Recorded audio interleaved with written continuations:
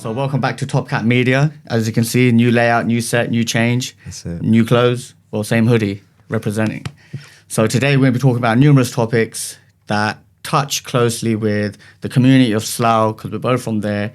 And yeah, man, this is what we got coming. All right, nice. That's a good intro. I like that. I think maybe I don't even mind doing the 1 for 1 now. You know that. I feel like next time I got to up my game.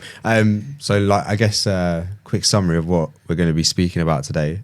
So a couple of headlines. We've got trans men and lesbians would like to get IVF priority 2 years ahead of heterosexual couples under a new NHS plan. And campaigners against this, they basically slammed the proposal as grossly discriminatory. All right, we've got teenagers. Can you imagine this, right?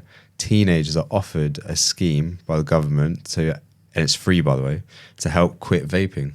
Yeah, so vaping. Yeah, we've got. Are they banning that?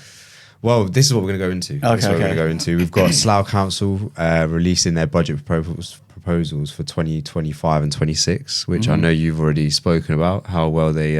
in the previous episode, That's it, yeah. So you know exactly how well they spend their money. We've got some good stories here. We've got a story about a knife crime or someone whose son was killed as a result of knife crime, who set up a fantastic organisation, actually, to basically keep knife crime off the streets. We've also got some sports news related to a British-Pakistani netball team from Slough. They've had an unfortunate incident of heartbreak where they aren't able to have their dream of internationally competing happen. A nice little update for Prince Andrew as well, everyone's favourite resident royal, right? You know what I mean? We've got a nice little update about him. And then obviously we're going to talk about the farmer protests that have been happening relating to the inheritance tax. But yeah, Rahil, where to start? Have you got anyone in particular that you want? I want to know in English, go not on. the scientific English you explained, about this IVF thingy-majiggy. Thingy-majiggy. Yeah, okay. the thingy-majiggy. So talk to me. Do you know what IVF is? Okay. International Vacation Federation. It's a good guess. It's actually quite close, yeah. So what we'll do is we'll actually look up what it stands for and read the definition. Something out. to do with the COVID vaccine? So I think the wording is actually in vitro fertilization, yeah? I think that's what it is. You may have learned about it in school. Adverts? No, in school. In school. When it's like year 9, year 10 science, obviously you're ancient, so I don't know. Mammoths were still around when you were learning science. Obviously. Yeah? So yeah, in vitro fertilization is basically a method of allowing people to have children that wouldn't otherwise be able to have children.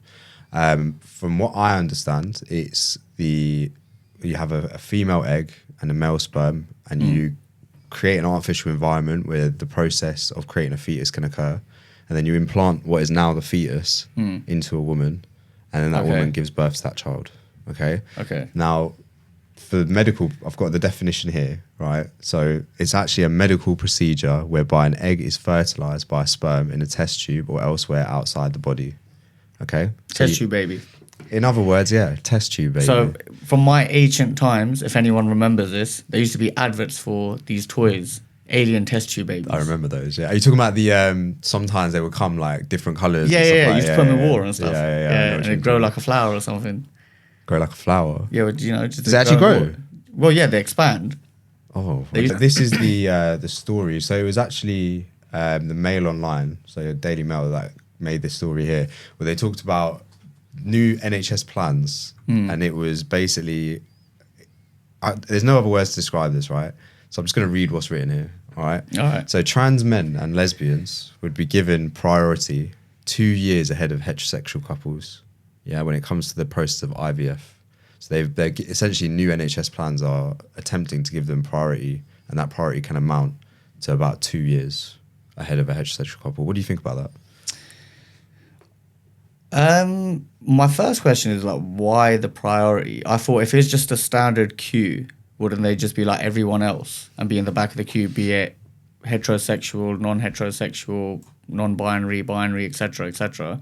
Just like any other queue, you join the back of the line and you got to wait your turn. Yeah. Like with the NHS, unless it's like under, it's not like it's the A&E, for example, where depending on your condition, you get rushed quicker. I think everyone is in the same queue, and there's not like you could get a fast track at Thorpe Park.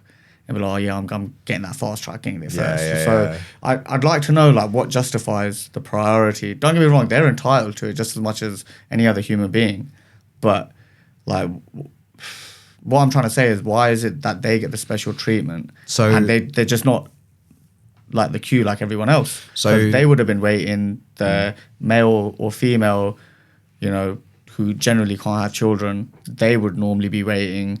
And now it's it comes across the way it's worded a bit like a queue jump. Yeah. So basically, I think what the NHS were attempting to do is take away some potential discrimination that could happen with people that you were born as men, but through the process of surgery have now become women.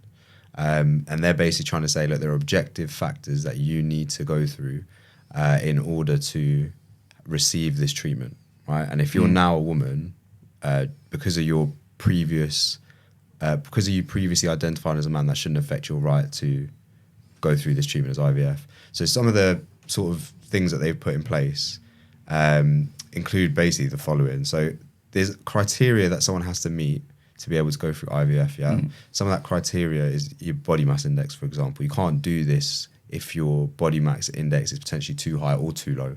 So you're just saying if they're eating McDonald's or KFC every day? No. It's because obviously if you're implanting a baby in someone's You body, got to be healthy. you got to be healthy enough to have that baby. So they also look at age as well. So they're ideally looking for people between 19 and 30 to undergo this treatment. You can't be a smoker, and you can't have a child from a previous relationship, right? Now, obviously, the reasoning behind that is... I don't know, man. This list of criteria that you just said can fall with anyone. Well, I think this is the purpose of it, actually. I think the purpose of it is they're basically saying that as long as you, quote unquote, identify as a woman, or as long as you have the reproductive system of a woman, doesn't matter if you were born with it or not, there's objective criteria for you to be able to have this treatment. Yeah, but my point is that even though you have this objective criteria to get this treatment, why is it said person gets priority over those who might have been waiting for like 4 years? Well, this is it. And again, could this be another example of like reverse discrimination where a group of people have struggled for so long because, you know, what they are was not necessarily accepted by society. So what we're going to do is we're going to make up for it by just giving you priority over everyone. Yeah, but I would just say that they should be treated like everyone else. And if that means you got to wait in a queue, you got to wait in a queue. Well, I mean, the proposed changes... Because really what you're doing, you're favouring one party over the other. And then what's going to happen, the party that's not being favoured is going to kick up a fuss now. Well, this is it. They're going to say this, and then they might turn around and say, oh, we should rectify it and go back to the original strategy. Then you got party B now saying, well, what's happened to us? So what my point is, why can't they just all be in a standard queue? Yeah, so like, I think... Maybe before... Like objectively, they were like, "Oh, you previously identified as XYZ, so you're not entitled to it." But now they're saying you can, which is fine. And to be honest, it's great. People are getting what they want. But my point is, why is it that they get the priority? What justifies this special case scenario that you deserve the priority? So like, I think are they like dying or something? No. The main, or like, you know, the main difference basically is that a heterosexual couple have to prove that they can't have kids. Right, and the process of them proving that is basically a 2-year duration. But the argument, I think, is that with someone who's transitioned, they haven't obviously had the opportunity to have kids. So naturally, they don't have to go through that 2-year assessment of can you have kids, can you can't have kids. Yeah, they kind of just have the answer straight away. Yeah, so it's like the question, basically, I think the people that are kicking up a fuss about it are basically saying, look, it's not fair that we're going to have to wait 2 years while these people can get, you know, straight priority in.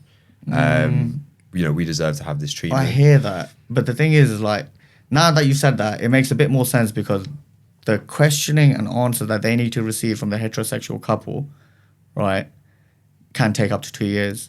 But they just need the results for that. Yeah, that's all it is. They just require the results from these tests, etc., etc. And then they're like, all right, cool, you can get it. But like you said, these other groups, for example, who identify in different ranges, they kind of already have the answer.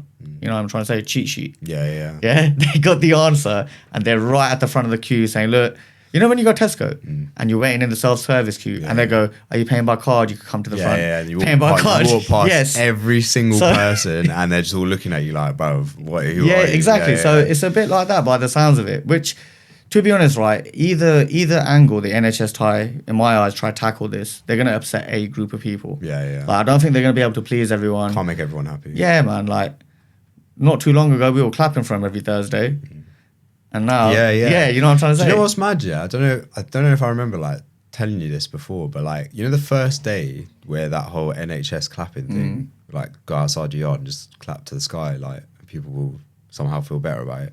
So I was actually, I had no idea this was happening, and I went out for a jog, and as I'm running out my yard, I swear to God, like, I've got headphones in, obviously, innit? I'm not paying attention. You feel man's were clapping you. And I just seen people come out of the house and clapping, and I thought it was like, initially my first thought was, oh, this person's like taking a piss, basically, innit? Yeah. Like, he must be like a neighbour or something. Mocking it. Sees me running, he's like, seen me, and he's like, oh yeah, go on, Rocky, you know what I mean? Yeah. So I'm looking around, and it's like, everyone is clapping. I'm thinking to myself, I've lost my mind. Like, something, now this is it. Like, this is when I realised, isn't it? I finished my run, I come back home, I'm expecting people to be clapping me on the way back. Yeah, no one's outside the house by the time I'm done. Get home, and I ask, like, why is everyone outside clapping? Like, is it for me or what? You know what I mean? And yeah, if it turns out, they were clapping for these NHS lot, which was mental. That's jokes. I heard one person that I knew, I know it's a bit off topic, but one person I knew, she said, I don't want your clapping, give me a pay rise. Yeah. Look, she weren't wrong, man. There's a lot of people, like a lot of friends I have who work in like the public sector as well, be it hospitals, NHS, nurses. They will probably say the same thing. Like, I got a friend, right? And man, I don't speak to her like every single day, often type of thing, but every time I hear her work stories, she's worked to the bone. Yeah. I'm talking the bone, man. And I'm like, look, you've been doing this for years, but the question is like, how are you still functioning? Yeah. You know what I mean? Where are you sleeping, and where are you actually resting, and where's your mind taken out of work? It's peak for them, because like a lot of them, I have a certain opinion on this, and this is something that I'm arguing with like people that I know, that like pharmacists, for example, junior doctors, whatever. My view on it is, if you look through like the history of like Western countries, we're talking about like even like back to the Romans, etc. The people that worked in medicine and the people that worked for the service of society, that it was never about the pay. It was all about the goodness of their heart, doing something for someone. And let's be honest here, this is my go-to argument, yeah? Yeah, all of these junior doctors that like complain about wages and that, they all on their, what's that thing you have to write when you go to university? You have to write like a little dissertation. No, to get into university. Oh yes, personal statement. Yeah, man. Personal statement. Yeah. Damn. So I've totally forgot about that. Every single one of them. I had someone write mine for me. No. Yeah, there you go. You can say that now, innit? Yeah. Every single one of them. Yeah, I guarantee you, when they wrote their personal statements, they all put on there, "Oh, I just love serving humanity." You know what I mean? Something along the lines of, I'm just here to help people. Yeah. I want to do this to help people. This is something that happened in my life that made me just want to help people. It's all about service. Until you get the job, you've done the qualifications, and now it's all about the money, innit? Yeah, so it's like, look, you came into this not expecting to get paid. I think we mentioned this when we were talking about the police last episode. Yeah, public the police sector, stresses of the job. I said, look, if you're going to go in public sector and you want to serve society, this is what comes with it. Yeah, true. Do you know what I mean? Like, it's unfortunate, and yeah, of course, you know, if you're serving other people and you're trying to make society a better place, you should get paid loads of money.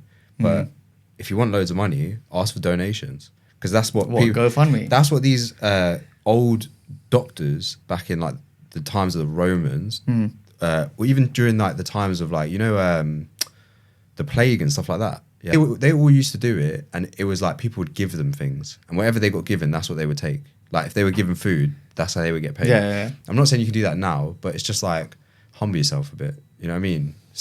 But times have changed, man. Yeah, like, that's fine. Like, go work private sector. Once upon a time where things were done out of the goodness of the people's hearts. Now it's like the saying goes, isn't it? Nothing in life's for free. Yep. Yeah, absolutely nothing. That's true. So with that being said, back to the IVF thing. Like I said, they're going to be upsetting a group of people. There's always going to be a group of people upset from this. Yeah. Question is like, what is the results going to be from this? Like, are we going to have, because like you said, yeah, you got people who generally can't have kids, and they would already know from the start because they previously identified as XYZ, and now they know the answer. What was it again? The what? In vitro fertilization? Yeah. The whole IVF. thing.